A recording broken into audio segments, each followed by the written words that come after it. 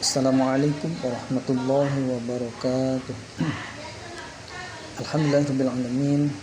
Alhamdulillahillazi hadana li hadza wa ma kunna linahtadiya laula an hadanallah. Laqad ja'at rusulu rabbina bil haqq wa nudu an tilkal jannatu uristumuha bima kuntum ta'malun. Asyhadu an la ilaha illallah wa asyhadu anna Muhammadan abduhu wa rasuluhu sallallahu alaihi wasallam wa ala alihi wa ashabihi amma ba'd. Saudara-saudaraku kaum muslimin yang dirahmati oleh Allah, marilah kita dalam kesempatan kali ini membahas tafsir surat Al-Fatihah. A'udzubillahi minasyaitonir rajim. Bismillahirrahmanirrahim. Alhamdulillahi rabbil alamin. Ar-Rahmanir Rahim.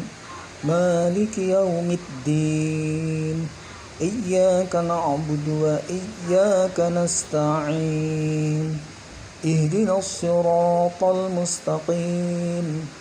Siratal ladzina an'amta 'alaihim ghairil maghdubi 'alaihim waladdallin.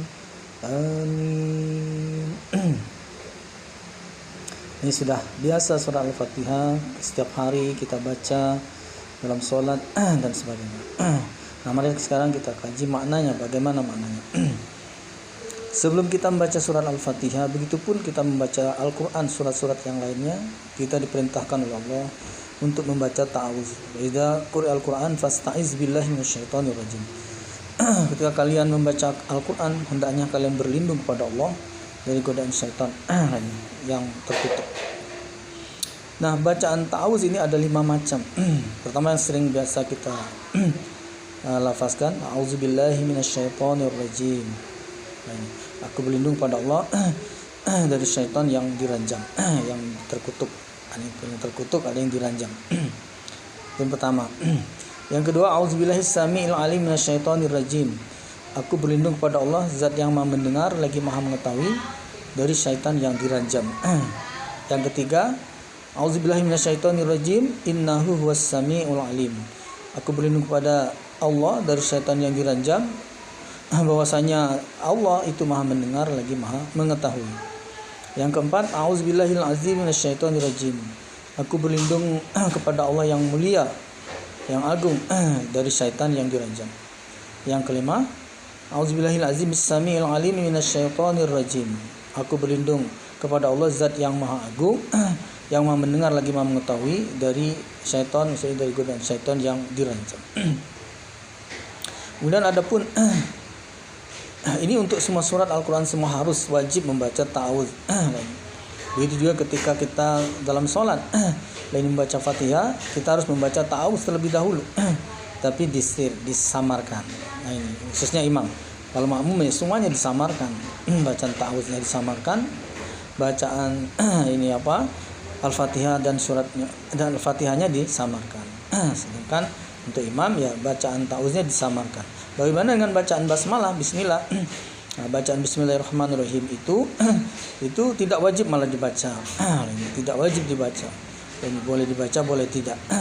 Malah ada beberapa surat, ada surat salah satu surat dalam Quran, surat At-Taubah nomor surat 9 itu di semua surat At-Taubah, baik ayat awal, ayat kedua, ayat selanjutnya sampai ayat terakhir, itu kalau kita membaca tidak boleh membaca basmalah. Cukup membaca a'udzubillahi minasyaitonir rajim atau auzubillah yang lain 5 macam tadi. Ini basmalah malah tidak boleh dibaca. Jadi cuma membaca ta'awuz saja. Jadi baca ta'awuz ini wajib, basmalah itu tidak. Malah basmalah ada yang tidak boleh dibaca, yaitu di surat At-Taubah. Lanjut kita ayat pertama. Alhamdulillahirabbil alamin. Segala puji, segala puji lillah, bagi Allah, miliknya Allah. Siapa Allah? Rabbil alamin, Tuhan seluruh alam. Allah adalah Tuhan seluruh alam. Segala pujian itu miliknya Allah. Nah, maka kita sebetulnya dilarang atau tidak boleh memuji selain Allah. Padahal dalam keseharian kita umum sudah jamak, sudah biasa orang memuji, ketika bagus sedikit dipuji, besar sedikit dipuji, ini halus sedikit dipuji, klimis bening sedikit ya dipuji, pokoknya ya. Nah, ini apalagi yang orang yang suka memuji ya gitu. Lah ini ada saja yang bisa dia puji. Sebetulnya semua pujian itu miliknya Allah, bukan milik kita. Nah, adalah salah kita memuji sesuatu tanpa menyertakan, baik mendahulukan, boleh lebih bagus mendahulukan. Lah ini paling tidak menyertakan dengan memuji pada Allah. Misalnya anaknya yang pintar dipuji, lah ini subhanallah, anak saya pintar sekali. Lah ini mudah-mudahan tidak sekali pintarnya tapi berkali-kali. Jadi harus memuji Allah dulu atau disertakan dengan memuji Allah.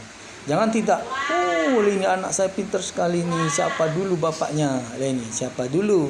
Ini ibunya. Ya tidak begitu. Itu namanya dia lupa bahwa anaknya itu jadi pintar itu Allah yang memberi. Allah itu yang memberi jadi pintar itu.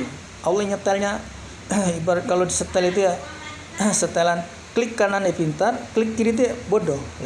Nah, kalau klik putarannya itu sampai 360 derajat ya pintar benar, sangat pintar, lihat. Nah, ini begitu juga ini agak bodoh sekali, sangat bodoh, geblek lainnya. Waduh, itu putaran itu Allah semua yang nyetelnya ini.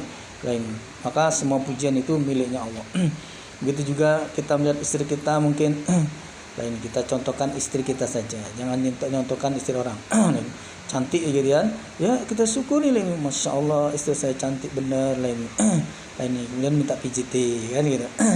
Ini dia didahulukan dengan muji Allah, jangan memuji saja kepada selain Allah, itu karena dihukumi syirik. Dianggap yang lain itu cantik sendiri, pintarnya karena pintar sendiri, bukannya karena pemberian Allah, kita melupakan pemberian. Nah, itu yang salahnya itu di situ. Maka tidak boleh memuji selain pada Allah tanpa menyertakan memuji pada Allah atau mendahulukan memuji pada Allah. Siapa Allah yang harus dipuji-puji? Semua pujian miliknya. Allah adalah Tuhan. Nah, ini Tuhan seluruh alam. Nah, ini perlu kita pahami bahwa alam ini ada beberapa alam. Satu alam yang setelah lewat yaitu alam ruh. Alam ruh. Jadi di alam ruh itu sudah lewat masanya, tidak ada sekarang ini lagi alam dunia. Di alam ruh itu semua makhluk itu khususnya manusia ini sudah dibuat, dalam surah Al-Araf diceritakan sudah dibuat oleh Allah ruhnya. Ini kita, orang tua kita, nenek moyang kita, calon anak kita, calon keturunan kita, itu ruhnya sudah diciptakan serempak. Yang duluan itu cuma Nabi Adam. Begitu dari punggung Adam diusap sebelah kanan, maka keluarlah semua ruh calon ahli surga. Semua ruh calon ahli surga. Ini. Begitu dia di sebelah kirinya diusap oleh Allah dari punggung Adam, keluarlah calon ruh ruh calon ahli neraka. Ini. Jadi ruhnya Firaun, ruhnya siapa itu sudah ada waktu itu, sudah dibuat pada waktu itu, sekali usap itu sudah keluar semua. Tinggal nanti kapan dia dikeluarkan kepada rahim siapa, jadi anak siapa, itu hanya sekedar teknis saja. Nantinya yang ruh calon ahli surga, walaupun dia diletakkan oleh Allah di rahimnya seorang ibu yang kafir, yang musyrik, tetap saja ruh calon ahli surga ini dia akan masuk surga karena selagi hidupnya dia bisa menetapi ibadah yang benar kepada Allah sehingga dia masuk surga. Tidak peduli orang tuanya tidak iman atau musyrik. Begitu juga ruh yang dikodar calon ahli neraka, walaupun oleh Allah diletakkan kepada ini keluarga atau kepada rahimnya seorang ibu yang suci, seorang istri Rasul atau seorang istrinya Nabi, bapaknya sendiri adalah seorang Rasul, seorang Nabi, ini maka pada saatnya nanti kembali ke sisi Allah dia akan masuk neraka karena dalam hidupnya walaupun dia adalah anak seorang Nabi, anak seorang Rasul, pasti dia oleh Allah selama hidupnya ini dia tidak bisa ibadah dengan benar atau malah menentang, mengkufuri, memusuhi ini orang tuanya tadi yang justru adalah seorang Rasul, ini maka akhirnya dia akan masuk neraka. Itu harus kita pahami dan harus kita yakini seperti itu. Bukan tiba-tiba ujuk-ujuk itu, tidak. Sudah Allah rencanakan ruh itu ya, sudah dari awal ruh mana yang akan masuk surga, ruh mana yang akan masuk neraka. Nah, Nabi pernah ditanya oleh sahabat-sahabat, walah kalau memang kita itu ruhnya calon ahli surga, kalau gitu kita tidak perlu beramal, tidak perlu kita ibadah yang benar, capek-capek. Salah besar. Nah, ini sangat salah. Jadi ruh yang Allah calonkan ahli surga itu, dia selama hidupnya beramal dengan amalan ahli surga. Apa amalan ahli surga? Dia jadi orang iman, amalnya soleh, dia menetapi ibadahnya sampai matinya niatnya karena Allah. Itulah berarti dia ruh calon ahli surga. Nah, termasuk bukan ruh calon ahli surga adalah orang yang walaupun awalnya jadi orang iman, tapi dia gagal karena tidak sampai finish. Tidak sampai finish. Maka wa'bud rabbaka hatta ya'tiyakal yakin. Menyembahlah engkau Muhammad pada Tuhanmu sampai datang al-yakin, yakni al-maut. Jadi sebelum mati kita jangan berhenti ibadah. Kalau sebelum mati kita sudah berhenti, lah itu namanya tidak sampai finish. Jadi percuma kita ibarat startnya itu kita itu melesat meninggalkan yang lain, yang lain ketinggalan semua, tapi kita tidak sampai finish. Mogok motornya atau mogok kendaraannya atau tidak bisa jalan atau keseleo tidak bisa jalan, tidak bisa lari, tidak bisa gerak. Yang lain yang terlambat tadi nyusul sampai finish, maka yang sampai finish itu yang baru sukses. Yang tidak sampai finish percuma dari awal ngebut tapi tidak sampai finish. Innamal amalu bi khawatimiha. Semuanya pengamal yang dilihat adalah akhirnya, ujungnya. Bukan pangkalnya, bukan tengahnya. Nah, yang lebih baik adalah ujungnya bagus, diawali dari tengah, syukur-syukur diawali dari awal, dari kecil dia sudah soleh. Karena kesolehan dari awal itu tentu amalnya akan lebih banyak, pahalanya akan lebih banyak daripada kesolehan dari tengah. Apalagi kesolehannya sudah mau akhir-akhir, sudah menit-menit terakhir sudah detik-detik terakhir, hampir sudah kena semprit, sudah terakhir baru mau iman, tentu amalnya tidak sebanyak orang yang sudah dari awal. Nah, itu alam ruh. Bahkan di alam ruh itu diceritakan ada Nabi Adam bertanya, ini ruhku ini ada yang bersinar ini ruh siapa? Langsung dijawab oleh Allah. Allah tidak bingung. Ruh siapa ya? Atau Allah tidak rahasia ini? Kasih tahu enggak ya? Tidak. Dikasih tahu oleh Allah. Oh, itu ruh ini anak cucumu Idris namanya. Oh, Idris lah itu. Ini anak siapa ya? Anak bapaknya. Ini anak siapa ini? Dia itu siapa? Dia itu seorang nabi itu. Oh, gitu. Berapa umurnya itu? Lihat ini. Ini 40 tahun. Waduh. Sayang sekali. Jadi nabi kok. Ini orang baik kok cuma 40 tahun hidup lah ini. Kenapa enggak lama lah? Ini. Terus gimana? Kata Nabi Adam, boleh enggak saya mendonorkan umur saya 60 tahun biar dia genap jadi 100 tahun? Boleh. Ini teken, langsung teken. Akhirnya ternyata begitu Nabi Adam, jadi satu-satunya manusia yang tahu umurnya itu cuma Nabi Adam. Dia sudah diberitahu, kamu Adam hidup ini 1000 tahun. Dihitung tiap hari, coret, sehari lagi coret, sebulan, seminggu coret, seminggu nih, lama-lama cukup lah ini. Ternyata begitu 1000 tahun kurang 60 tahun, malaikat maut datang, itu Adam protes. Kenapa kamu datang ini? Mau pemberitahuan apa? MPPP lah ini. Kamu mau ini cari alamat dulu supaya tidak keliru. Tidak, saya datang ini tidak ada basa-basi. Saya datang memang waktunya mencabut. Kalau belum waktunya mencabut nyawa, ngapain saya datang lah ini? Oh gitu lah ini. Bahkan saya masih lama, masih 60 tahun lagi lah ini. Kamu lupa Adam. Kamu lupa kamu dulu umurmu sudah didonorkan untuk anak cucumu Idris. Iya ya. Nah gitu. Jadi kata Nabi Muhammad, ini gara-gara Adam itu lupa itu, maka kita anak turunnya ini lah nular. Anak turunnya nular, punya sifat pelupa. Apalagi kalau ngutang, sering lupa ya. Sering lupa atau pura-pura lupa. Itu anak cucu Adam ngikuti keturunan dari nenek moyangnya, suka lupa. Kalau kita banyak lupanya, banyak lupanya. Kalau Nabi Adam baru sekali lupa itu saja menyebabkan anak cucunya ini ya sering lupa. Nah, itu alam roh. Kemudian alam berikutnya adalah alam rahim. Nah, ternyata rahim itu walaupun tempatnya itu ya sempit, kecil sedikit dan tidak lama itu satu alam tersendiri. Satu alam tersendiri. Cuma di alam rahim inilah Allah mau menempatkan ruh yang mana tadi, ya. Ini kalau misalnya ditempatkan ruh calon ahli surga, maka dia anak turun orang yang hamil ini menjadi calon ahli surga. Nah, ini kalau diberi ruh yang calon ahli neraka, maka anak ini berarti nanti di akhirat jadi calon ahli neraka. Ditambah qadar-qadar yang lain. Jadi setelah 4 bulan dicatat qadarnya. Nah, qadar seluruh makhluk sebetulnya 50.000 tahun sebelum langit bumi diciptakan sudah dibuat. Nah, kemudian dicatat ulang ketika seorang hamba itu dia dikandung ibunya di dalam rahimnya selama umur 4 bulan dicatat ulang. Nah ini. Oleh malaikat yang mencatat ini bertanya kepada Allah, nanya langsung, Allah langsung yang menjawab, dia tanya dicatat. Nah ini, qadar nikmatnya bagaimana? Semua dicatat. Nah ini, nikmatnya, ini kan, misalnya badannya sehat, nah ini apa, uangnya ratusan ribu kan gitu. Uangnya banyak ini, rumahnya tidak bocor kan gitu, berasnya banyak ini, waras lain. Itu dicatat semua yang namanya nikmat dicatat, nikmat selagi dia hidup dicatat, dari lahir sampai mati nikmatnya itu dicatat, dan dia tidak akan mati sebelum nikmat itu habis dinikmatinya.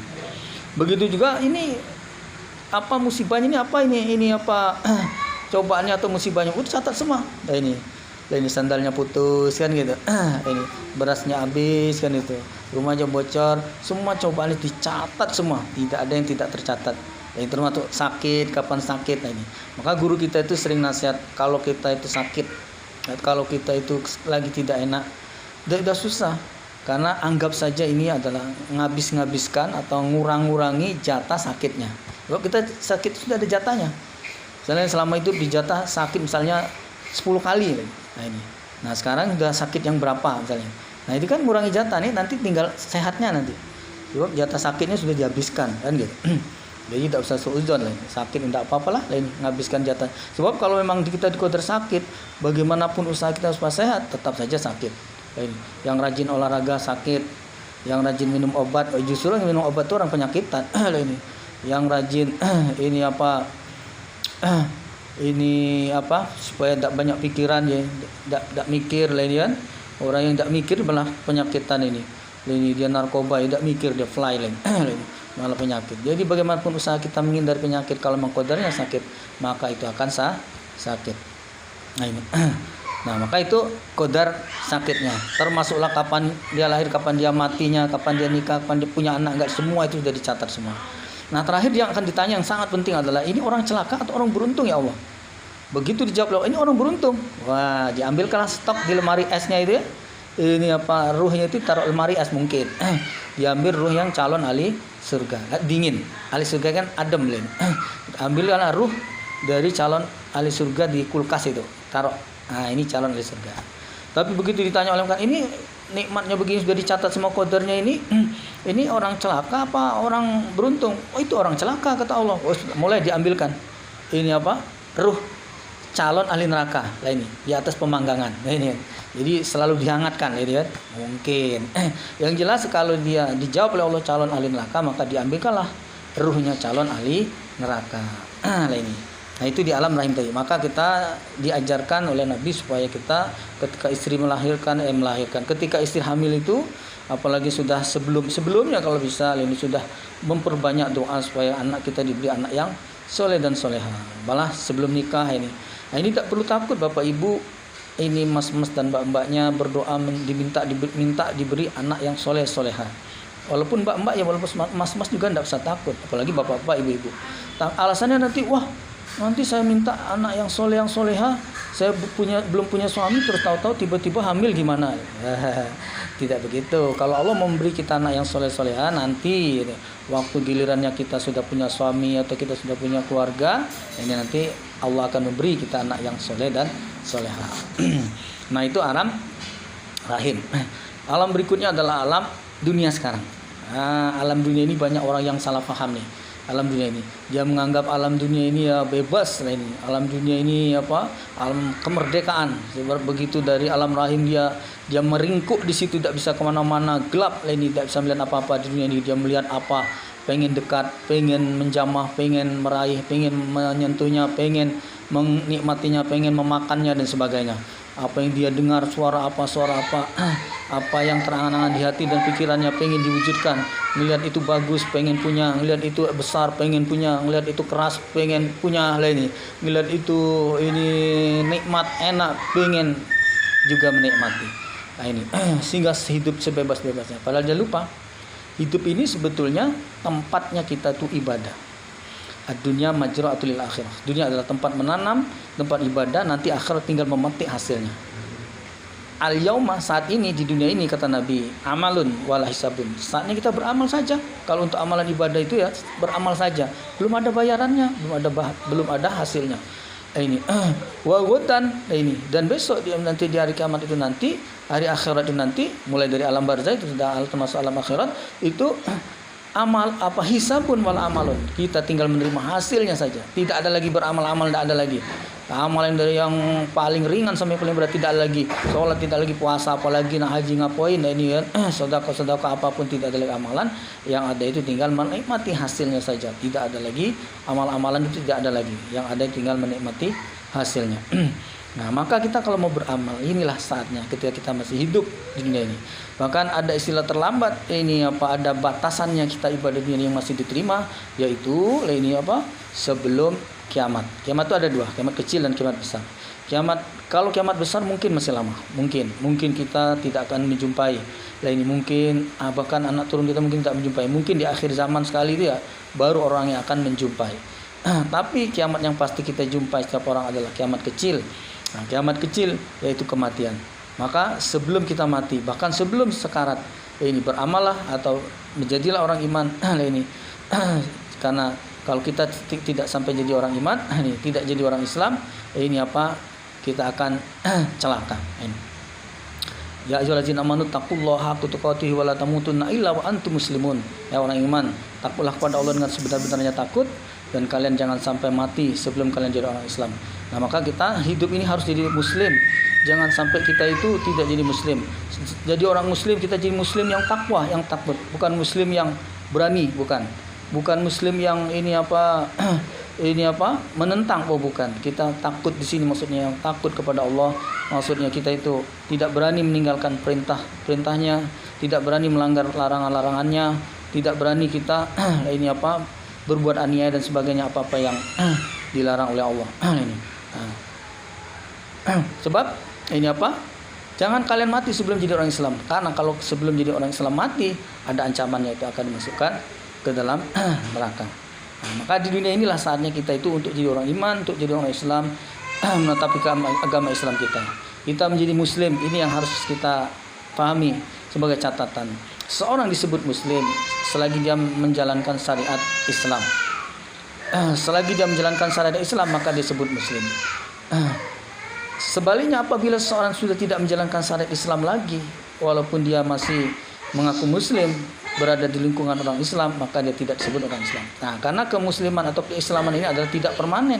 Nah, ini bukan ibarat tiket. Selagi tiket itu masih kita simpan di rumah, di lemari, di dalam kotak, di laci atau di apa, selagi tidak hilang, maka itu kapan-kapan saja masih bisa digunakan. Ini tidak seperti itu. Selagi kita melaksanakan syariat Islam berarti kita masih muslim, tidak lagi melaksanakan berarti kita tidak muslim lagi. Begitu juga keimanan. Selagi kita masih mengimani, meyakini, kita adalah orang iman. Tapi selagi kita tidak mengimani, tidak meyakini, ini saat kita ragu, saat itu kita tidak menjadi orang munafik. Saat kita sudah tidak percaya, maka kita akan jadi orang yang kufur, jadi orang yang kafir. Jadi dunia ini tempat ibadah. Jangan keliru, jangan beranggapan bahwa nanti setelah saya mati baru saya mau ibadah, karena dunia saya sibuk. Nanti di alam barzah saya baru mau ibadah. Di alam barzah nanti saya baru mau sholat, saya mau ibadah menyembah Allah. Itu keliru, terlambat, tidak tepat waktunya. Nah, maka kita supaya memanfaatkan sebaik-baiknya kesempatan hidup yang hanya sekali dan sebentar ini. Nah, kadang-kadang orang menganggap ibadah itu lamanya. Seandainya kalau cuma sekali baca Quran itu ringan. Seandainya sholat itu cuma sekali, alangkah ringannya. Bahkan ibadah yang berat sekalipun kalau cuma sekali mungkin ringan. Ini namanya didramatisir. Kita harus tahu dalam Al-Quran Allah berfirman, Al-yawma inda rabbika ka'alfi sanatin mimma ta'udun. Saat di sisi Tuhanmu Muhammad di hari akhirat nanti itu seperti 1000 tahun yang kalian hitung-hitung. Jadi kalau misalnya tahun masih sekarang baru tahun 2000 berapa, ini baru 2 hari. Lah kita hidup berapa hari lah ini? 100 tahun belum tentu lah ini. Belum tentu kita akan mencapai 100 tahun. Anggap kita hidupnya sampai 1000 tahun. Berarti dibandingkan hari akhirat cuma sehari. Sedangkan kehidupan di akhirat itu kholidina fiha abada, kekal abadi selama-lamanya. Bukan 2 hari, bukan 3 hari, bukan seminggu, bukan setahun, bukan 100 tahun, tapi selama-lamanya. Berarti dengan ibadah kita yang cuma umur sampai 100 tahun atau sampai berapa umur yang kita diberi oleh Allah ini, itu singkat sekali. Ibadahnya hanya sebentar, sedikit. Sedangkan kita nanti di akhirat akan menerima hasilnya. Di akhirat hasil ini cuma 2 macam. Ini cuma 2 macam, nanti akan dibahas pada alam akhirat lainnya. Ini jadi hasil yang begitu didapat yang kekal abadi itu cuma didapat dengan ibadah yang sebentar kita hidup ini. Yang hidupnya diberi 60 tahun ya selama 60 tahun lainnya. Yang hidupnya diberi 100 tahun ya silakan ibadah sampai 100 tahun.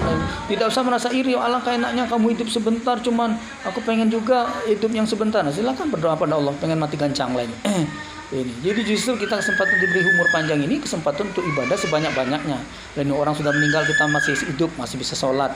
Orang sudah meninggal tidak bisa puasa lagi, kita tinggal sebulan lagi, tidak lama lagi kita puasa, masih bisa berpuasa Ramadan, masih bisa beriktikaf, masih bisa berhari raya dan sebagainya, masih ada Idul Adha lagi. Ini artinya kesempatan kita untuk berpahala, mencari pahala, beribadah kepada Allah sebanyak-banyaknya. Jangan iri dengan orang yang hidupnya singkat lainnya. Adapun memang dikodar umurnya pendek ya apa boleh buat. Nah, maka itu yang harus kita pahami, hidup ini adalah untuk ibadah. Nah, ini bukan hidup ini adalah kesempatan untuk kita. Ini ada orang ini berkata gini, hidup hanya sekali. Nah, ini maka ini apa? Jangan disia-siakan. Hidup sekali ini di pikiran itu gitu. Kalau mau senang-senang apa yang dibikin susah. Jadi hidupnya cuma dibikin cari yang senang-senangnya salah. Kalau kita mau cari senang ini apa bukan di dunia tempatnya. Kalau kita mencari bahagia bukan dunia tempatnya, bahkan cari sukses pun bukan dunia tempat sukses. Karena kesuksesan, kebahagiaan, kesenangan, nikmat harta dan sebagainya di dunia ini itu semua akan ditinggalkan.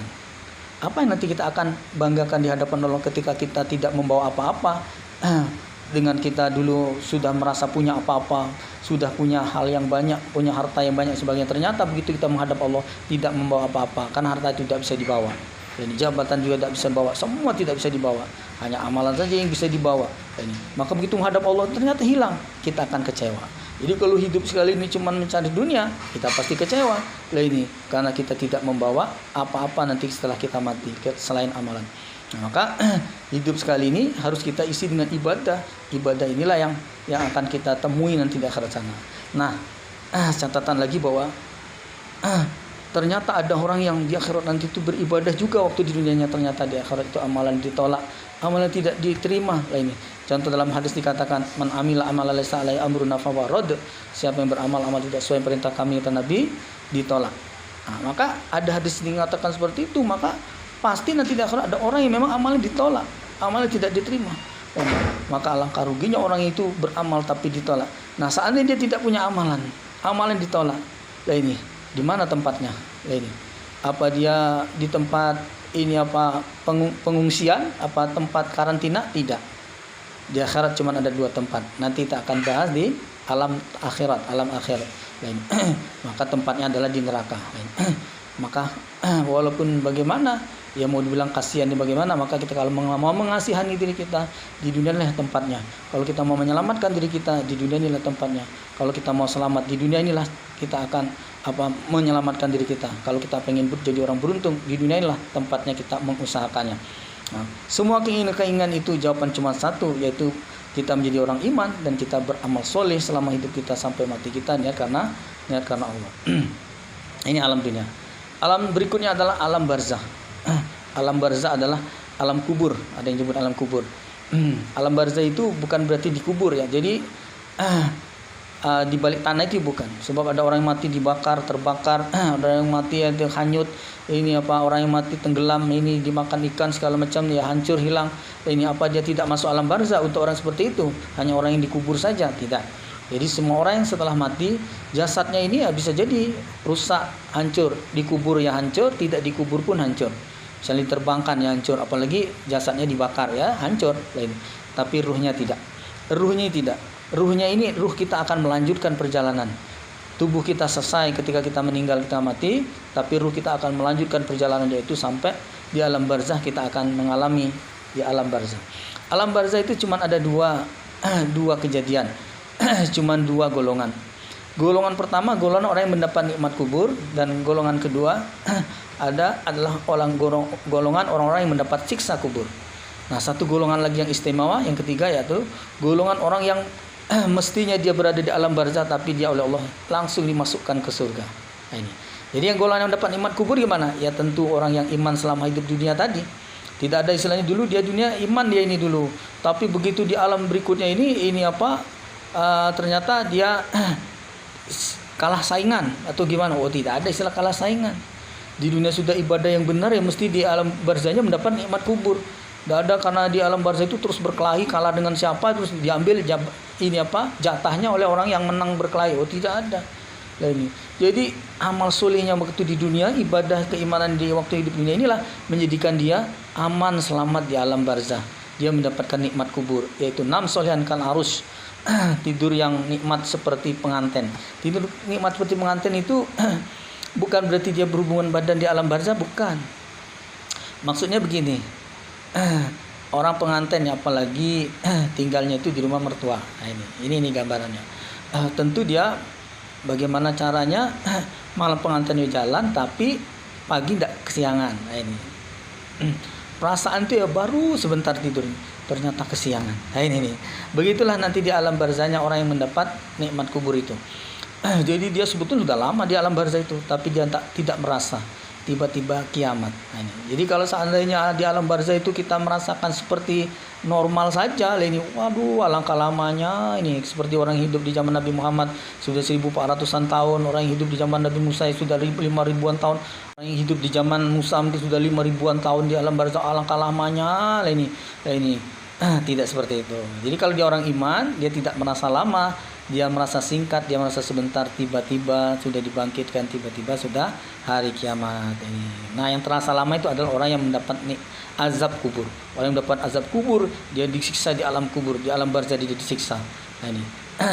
Walaupun itu ada pertanyaan-pertanyaan di alam barzah itu yang menentukan bukan jawaban-jawabannya. Yang menentukan adalah keimanan dan keislaman dan kesalehan atau amal solehnya waktu hidup di dunia. Sebab kalau dia jadi orang iman, dia orang saleh, di sana itu dia otomatis bisa jawab. Sebab pertanyaan itu dengan jawaban itu sangat mudah sekali, bisa dihafal, mudah sekali. Tapi kalau dia tidak iman, dia tidak soleh, tidak akan bisa diakali. Nanti di sana itu dia bawakan kepean, jangan lupa. Nanti kalau ditanya malaikat, saya akan bisa jawab. Siapa Tuhanmu? Ini catat. Siapa Tuhanmu? Jawabannya Allah. Ini percuma walaupun dibawakan kepean. Jadi di sana dan di alam-alam selanjutnya itu adalah alam penghargaan yang diberikan oleh Allah kepadanya, atau alam ganjaran, pembalasan ganjaran yang diberikan oleh Allah kepada manusia ketika dia masih hidup. Nikmat kubur diberikan pada orang iman yang beramal soleh ketika hidupnya. Nah, sedangkan siksa kubur diberikan pada orang-orang yang ketika hidupnya tidak beriman atau tidak beramal soleh, atau amalnya tidak soleh, amalnya salah lain. Maka di alam barzahnya dia akan tersiksa. Nah, golongan ketiga orang-orang yang istimewa, yaitu hidup sekali ini sama dengan orang lain, tapi dia diberi kesempatan oleh Allah, kesempatan istimewa, dipertemukan dengan kesempatan membela agama Allah yang paling besar, yaitu jihad fisabilillah. Jihad fisabilillah tidak boleh dibuat-buat. Buat jihad fisabilillah, Anda bawa parang, bawa senjata ke pasar, ayo siapa yang melawan saya. Lah ini tiba-tiba dari belakang orang mukul sampean, lah ini teman terus mati. Lah itu bukan mati syahid, mati konyol namanya. Lah ini. Terus tiba-tiba sampean merakit bom lah ini.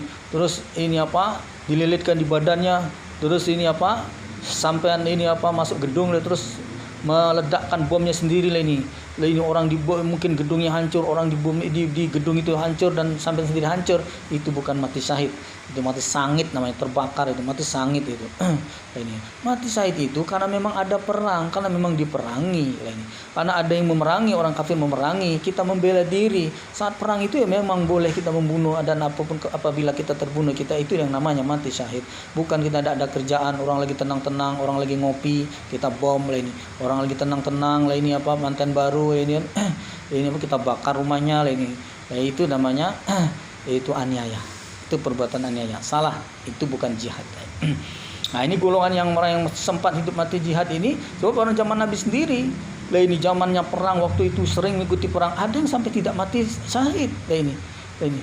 Umar sendiri tidak mati syahid lah ini, karena dia tidak ikut perang tapi tidak pernah mati lah ini. Bukan berarti pengen mati syahid itu silakan nyuruh orang, ayo ini mana ini, silakan ini panah dada saya, silakan ini tombak sampai itu lemparkan saya. Bukan begitu, bunuh diri namanya.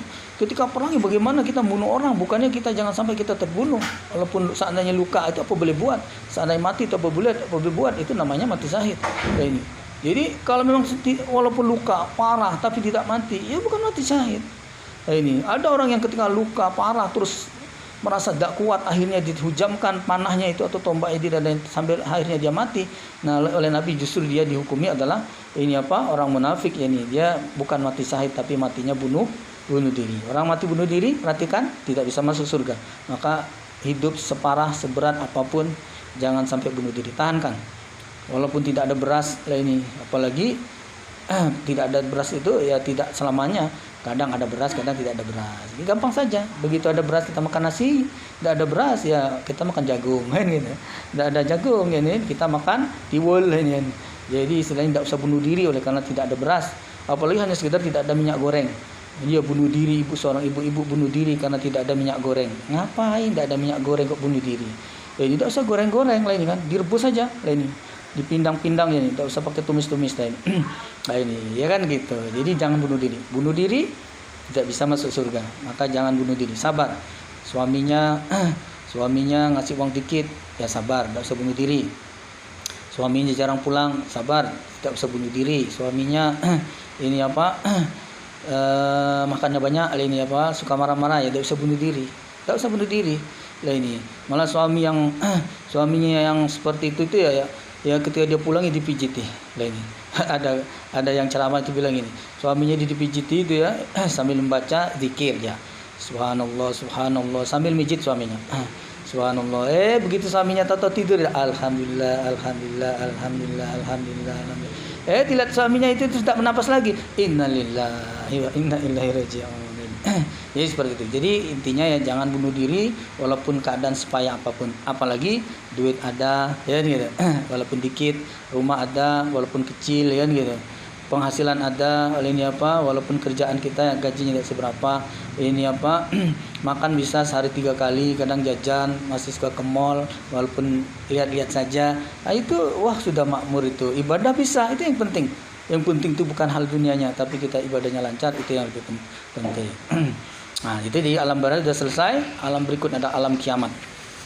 Nah, alam kiamat dijelaskan dalam hadis adalah lamanya itu 50.000 tahun. 50.000 tahun. Kiamat itu ada 3 kali trompet yang dibunyikan oleh malaikat Israfil. Itu kalau suka ketukar ini, Israfil sama Israfil. Israfil itu pencabut nyawa, Israfil itu peniup trompet. Trompet pertama ditiupkan itu menyebabkan semua orang terkaget. Saking kagetnya itu kalau ada orang hamil muda, dia bisa keguguran saat itu saja. Brol.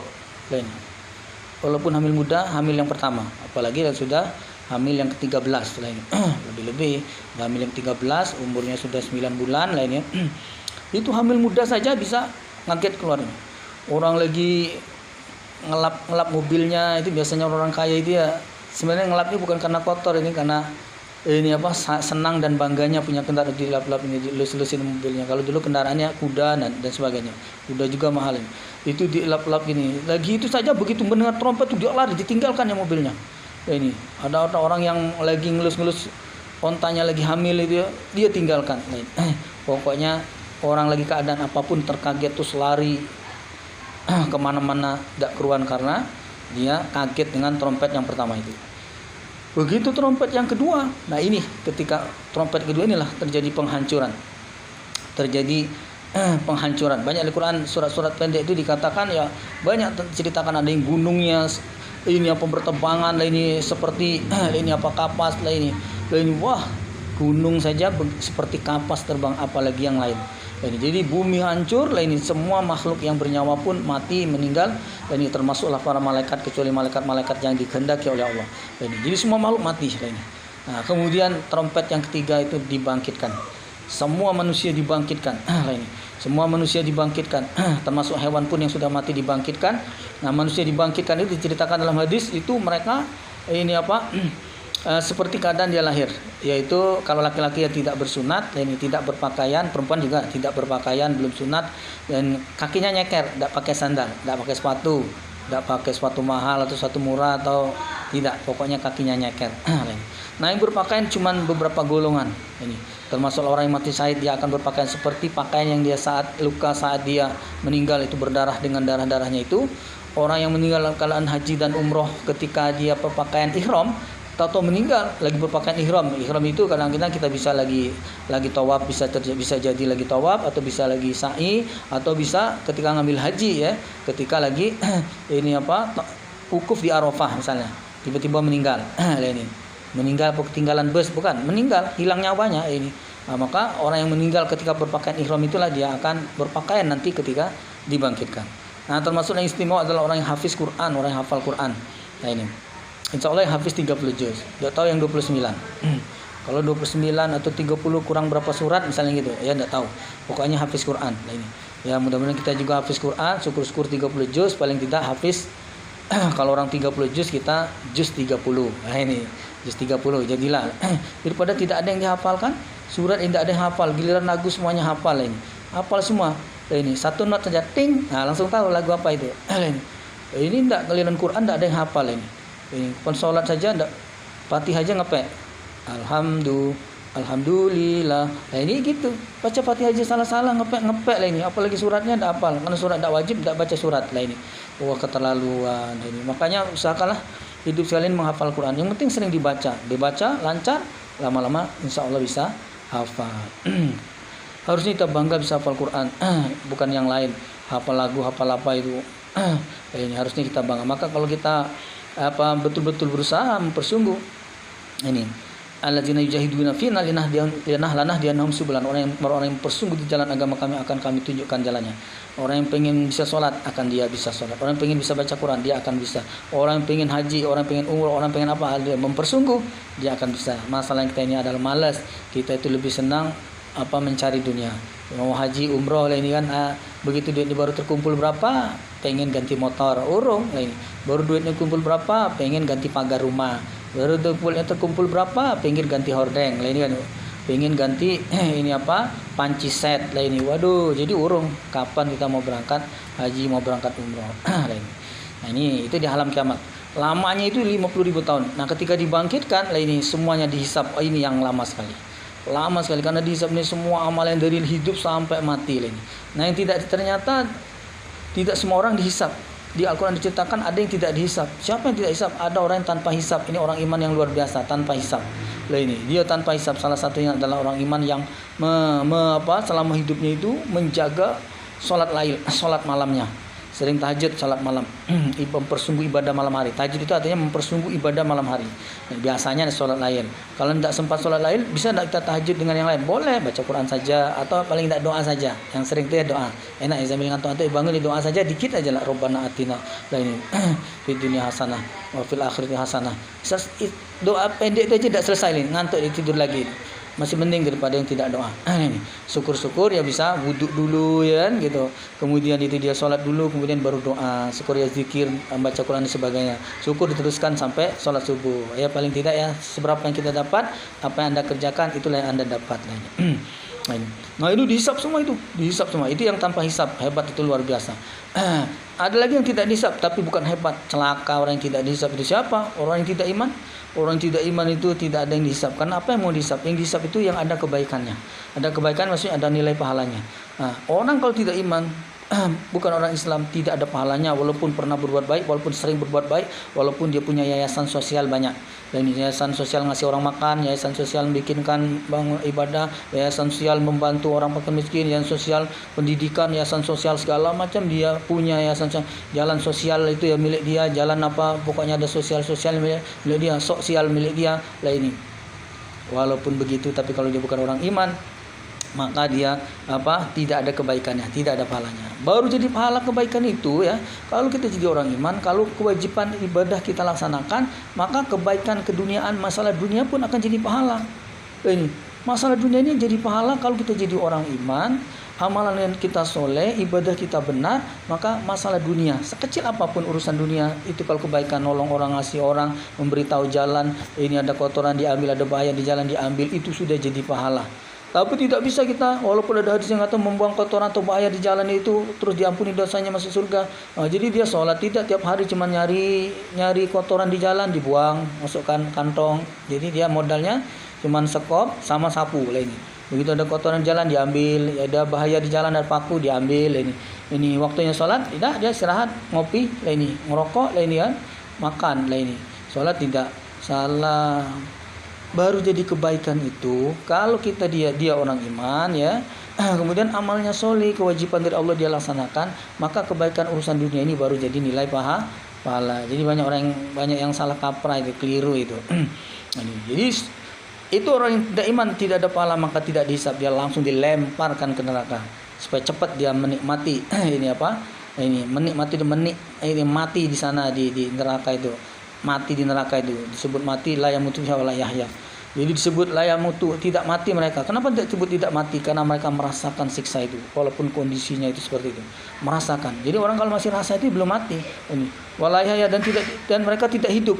Kenapa disebut tidak hidup? Apa mereka mati? Tidak. Disebut hidup. Apa pantas hidup kok dibakar dengan api yang segitu panasnya? Apa pantas dia disebut hidup kalau dia disiksa setiap saat? Apa pantas dia itu kalau disebut hidup kalau penderitaannya, kalau dia itu hidup cuma jerit-jerit kesakitan itu? Wah, sebenarnya bukan hidup itu.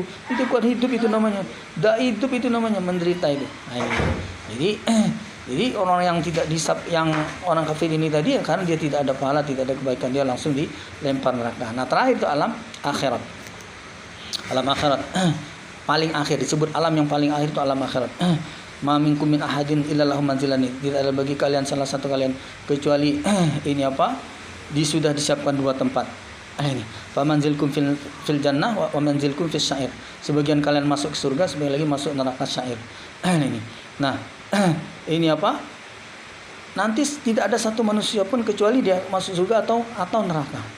Kalau yang sudah masuk surga maka dia tidak masuk neraka lagi. Tidak ada karena sudah masuk surga ini kemudian dia karena salah ngomong, salah coblos atau salah makan atau salah apa, akhirnya kena marah dihukum masuk neraka. Tidak. Kalau sudah masuk surga ya tidak masuk neraka lagi. Nah, khusus untuk orang yang masuk neraka ini ada yang permanen, ada yang sementara. Yang permanen orang tidak iman tadi. Nah, ini kita kadang-kadang tidak sadar bahwa penduduk dunia ini bukan separuh, malah lebih. Anggap saja separuh. Penduduknya dia separuhnya itu adalah non-muslim atau tidak Islam. Di mana tempatnya? Di neraka. Kalau orang muslim masih beranggapan non-muslim itu kalau bisa jadi kalau Allah mengampuni masuk surga, itu batal kemusliman Anda. Jadi kalau non-muslim ini sampai mati tetap non-muslim ini, ya neraka. Dan penduduk dunia ini bukan separuh, malah lebih non-muslim. Nah, sekarang yang muslim Muslim ada beberapa yang menyebabkan dia muslim yang tadinya mendapat hak lainnya. Sebab begitu manusia dilahirkan ya, khususnya laki-laki, dalam hadis ceritakan ini, laki-laki dilahirkan langsung Allah ciptakan dua bidadari untuknya. Nah, ini ada laki-laki lahir langsung diciptakan bidadari. Masuk surga itu pun tidak dia. Nanti kalau dia masuk surga, dia bidadari itu untuk dia. Kalau dia mati, kalau dia tidak iman, itu dia tidak masuk surga, maka bidadari diwarisi oleh laki-laki lain yang masuk surga. Nah, ini maka di neraka di akhirat sana ada dua tempat, satu yang masuk surga, satu neraka. Ada yang sementara itu adalah orang-orang yang iman. Orang-orang yang iman masih punya kesalahan, masih punya dosa. Maka balasan kesalahan dosa itu ya tidak ada di akhirat sana, balasan kesalahan dosa itu dimarah-marahi tidak. Tapi dimasukin neraka. Nah, maka selagi orang itu masih ada kesalahan, maka pasti dia masuk neraka walaupun dia orang iman. Nah, maka supaya kita habis tidak ada kesalahan, supaya kita tidak masuk neraka karena kita tidak akan kuat masuk neraka, maka kesalahan yang paling sulit kita jaga adalah kesalahan sesama manusia. Kalau kesalahan kepada Allah, hampir semua ibadah itu menghapus dosa. Dari sholat 5 waktu saja, semua kesalahan dengan Allah itu terhapus. Tapi kesalahan sama manusia itu tidak otomatis terhapus. Yang terhapus itu kesalahan-kesalahan selain materi. Nah, kebanyakan kita ini berhubungan sama manusia ini akhirnya karena kedekatan itu ada materi yang dimainkan di situ. Hutang piutang itu materi.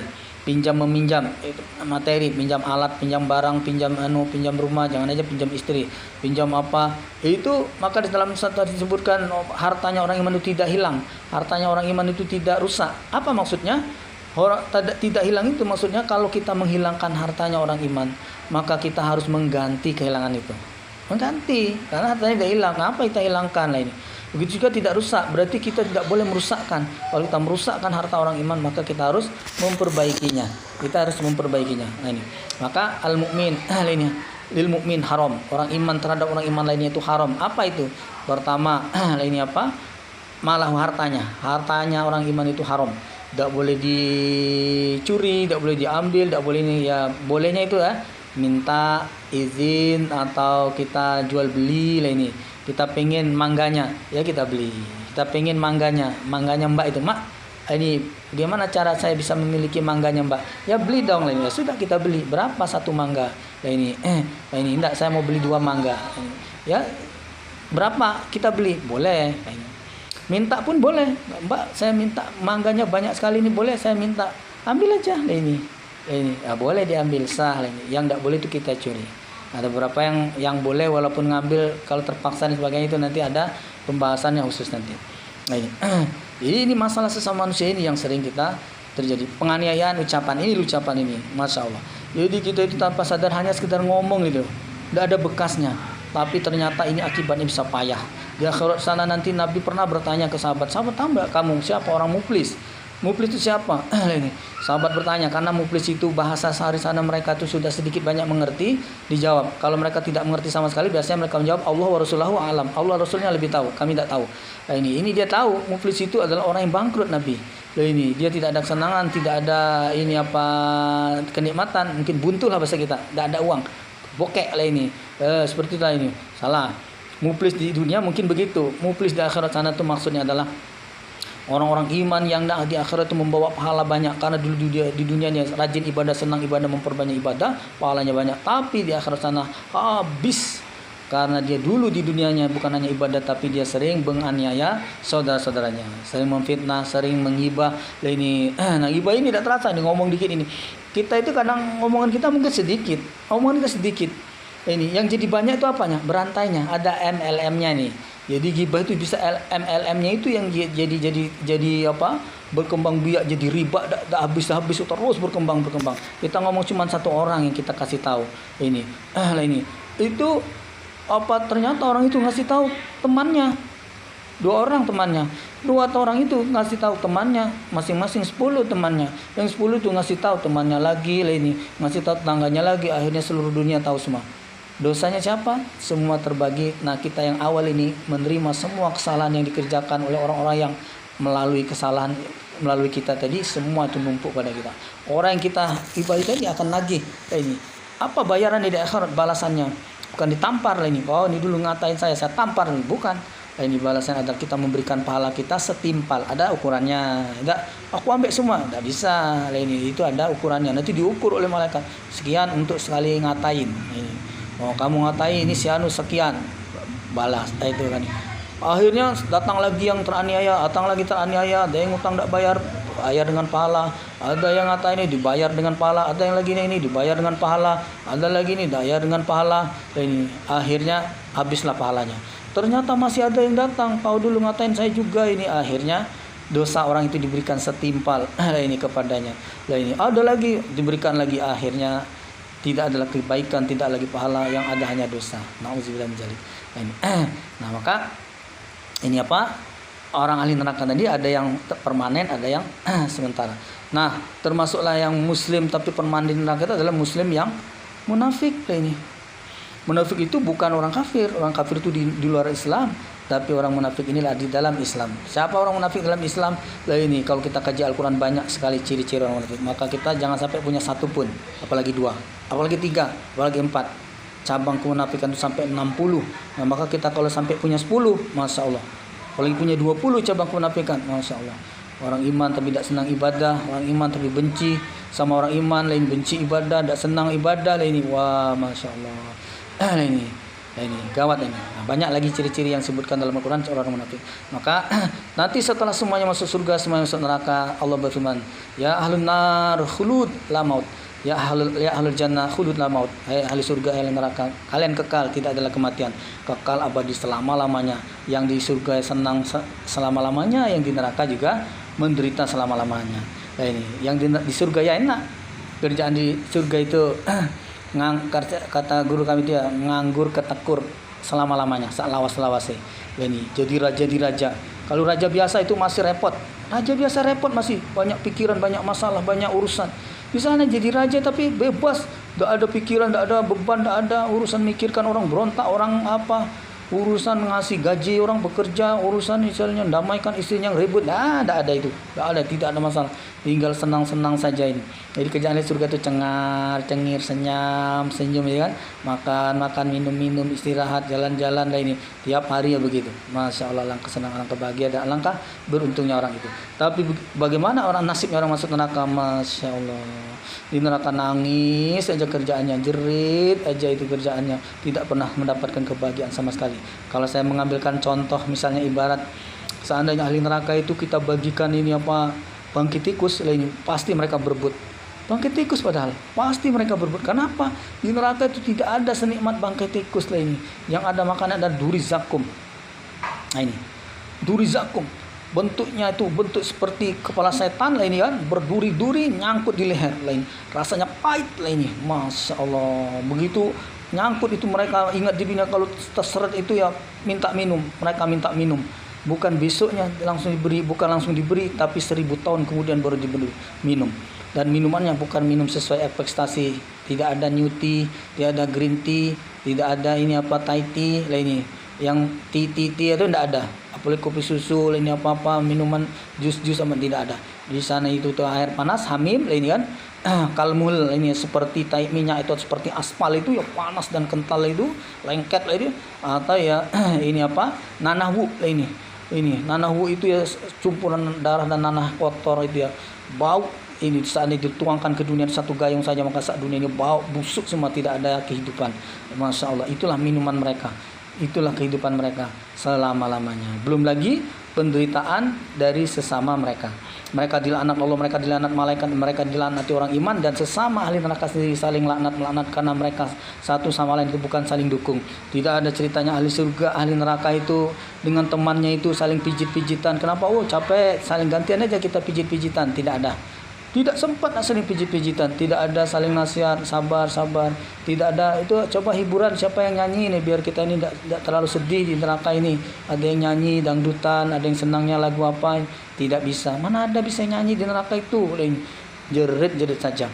Belum lagi sesama ahli neraka itu sendiri mereka saling kata, saling marah, saling merasa terganggu. Karena sesama ahli neraka ada yang terganggu dengan bau busuk temannya, ada yang merasa terinjak-injak karena lidahnya. Ahli neraka itu sampai 40 pos panjang sekali terinjak-injak oleh temannya. Jadi repot sendiri dengan lidahnya saja sudah kerepotan, diinjak-injak, terinjak-injak.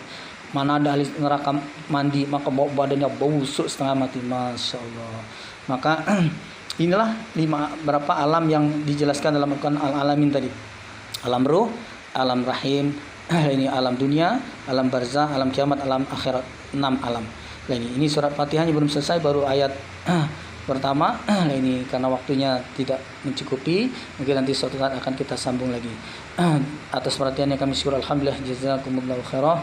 Kalau ada kekurangannya kami mohon maaf yang sebesar-besarnya, atau kata-kata yang kurang berkenan kami mohon maaf yang sebesar-besarnya. Assalamualaikum warahmatullahi wabarakatuh.